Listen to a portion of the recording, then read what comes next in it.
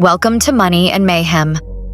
Today, we dive into the hidden world behind one of history's most feared men, Osama bin Laden. But this isn't just a story about terror.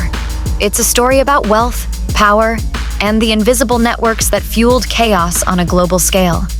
From billion-dollar inheritances to secret charities, shadow banks, and digital trails, this is how money became a weapon. This is Osama's war chest. When most people hear the name Osama bin Laden, they think of terror, destruction, and 9/11. But behind the bombs and headlines was something even more dangerous: money. Not just piles of cash in a cave, but an organized global web of funding that built an empire of chaos. This isn't just the story of a terrorist.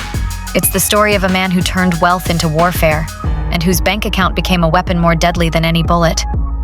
Osama bin Laden was born into unimaginable wealth. His father, Mohammed bin Laden, wasn't just any businessman. He was a billionaire construction magnate, a close friend of the Saudi royal family, and the founder of the Saudi bin Laden Group. He built roads, airports, and even renovated Islam's holiest sites. When he died in a plane crash in 1967, his fortune was divided among dozens of children, one of them being Osama. Osama's cut? An estimated $25 to $30 million, more than enough to live like royalty for the rest of his life. But he had a different plan. Instead of luxury cars and mansions in Europe, Osama used his inheritance to fund jihad. He poured money into the Afghan resistance against the Soviet Union in the 1980s, building training camps, buying weapons, and supporting fighters. To many at the time, he was seen as a hero, a rich man who gave up comfort to fight alongside the Mujahideen. But in reality, he was building something far more enduring: a financial foundation for global terror. And Osama didn't stop at personal wealth. He began weaving a complex web of money routes: charities, Islamic banks, construction firms, farms, tanneries, all acting as legitimate fronts. Behind the scenes, these businesses funneled cash into violent extremist groups under the disguise of humanitarian aid.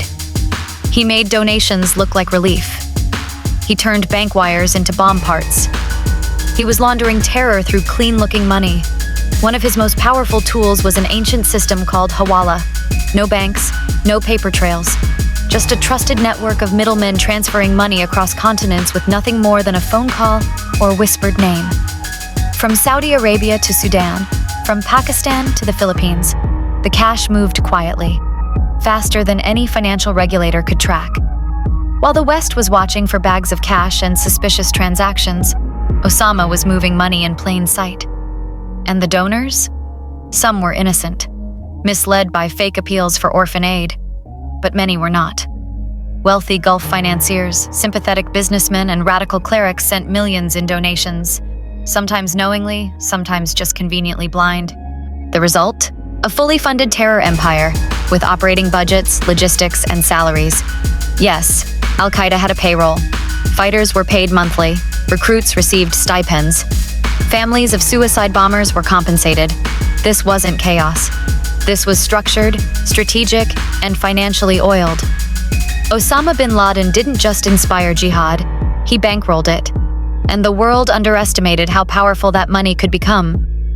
By the late 1990s, his war chest had transformed into a machine.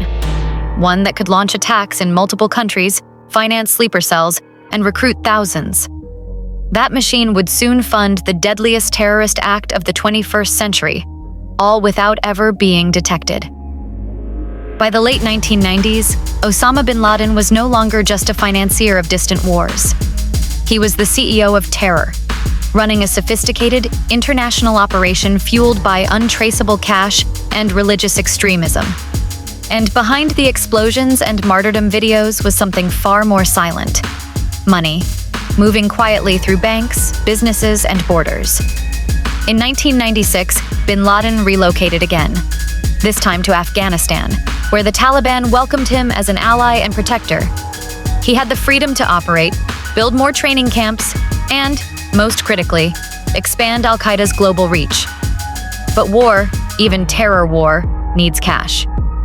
And Osama's war chest didn't run on donations alone.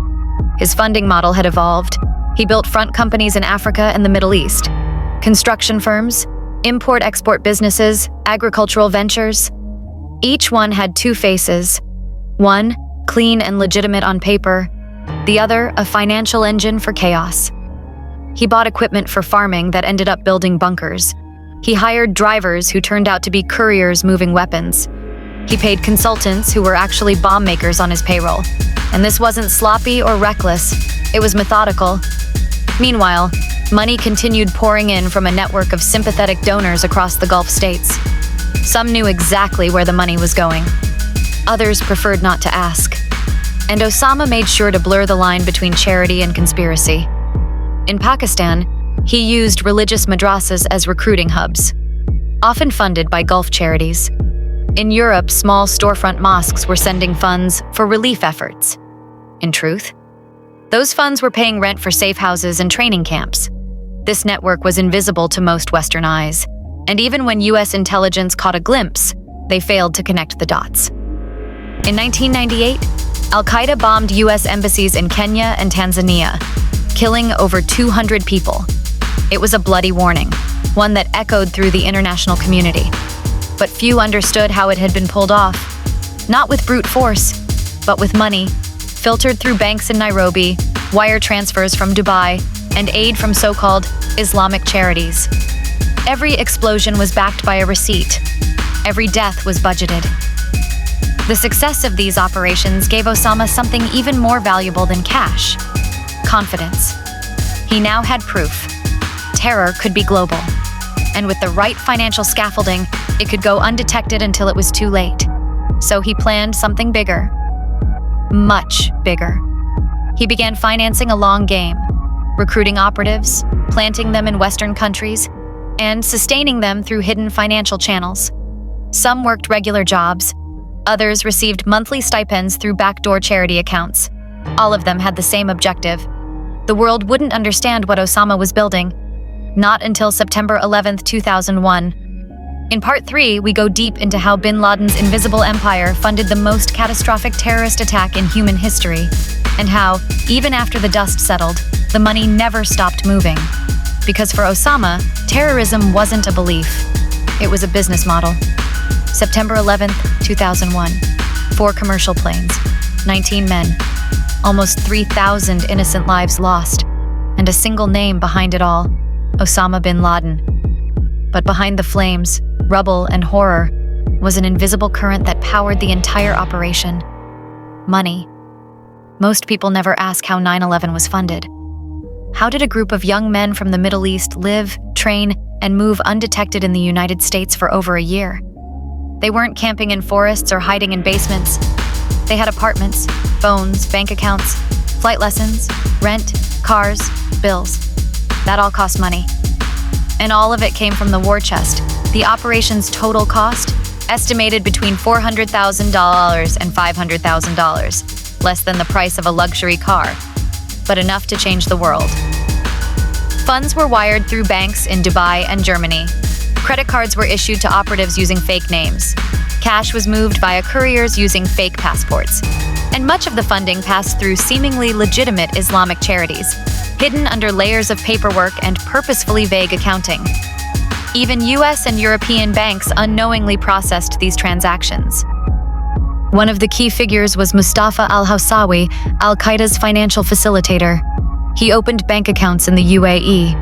He transferred money to the hijackers in the US. He used Western financial systems to bankroll the worst terrorist attack in modern history, right under the noses of regulators. This wasn't just an intelligence failure, it was a financial blind spot. Because while the world's attention was on oil, politics, and ideology, Osama was playing banker. After 9/11, the US and its allies launched the war on terror. Troops were sent to Afghanistan. Airstrikes destroyed training camps. Bin Laden became the most hunted man on Earth. But while the bullets flew, his funding system didn't die. It simply went underground. Terror financing became more sophisticated. Smaller cells started using cash couriers, gold trades, even informal crypto systems as early as 2002. Al-Qaeda's financial model evolved. Fractured, decentralized, but alive. Even when Osama bin Laden was killed in 2011 during a US Navy SEAL raid in Abbottabad, Pakistan, the money didn't stop. Documents seized from his compound revealed that he was still actively managing Al-Qaeda's finances, down to the dollar. He was issuing spending limits, approving budgets, tracking expenses like a CEO, not of a corporation, but of a death machine. Osama bin Laden may be dead, but his war chest lives on, not in a vault, but in systems, networks, and methods. Terrorism isn't fueled by ideology alone. It thrives on money. Silent, hidden, persistent.